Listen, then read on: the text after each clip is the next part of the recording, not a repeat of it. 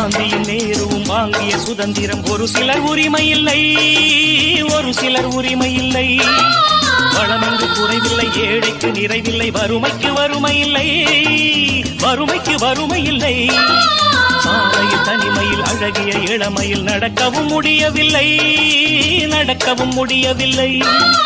இளமையும் கரைந்தது, இருபுறம் நரைத்தது, வேலையும் கிடைக்கவில்லை, வேலையும் கிடைக்கவில்லை. ஜாதி என்கின்ற மாயப்பேயொன்று ரத்தம் கேட்கின்றதே, தர்மம் தப்பித்து கள்வர் கோட்டைக்குள் தஞ்சம் கேட்கின்றதே.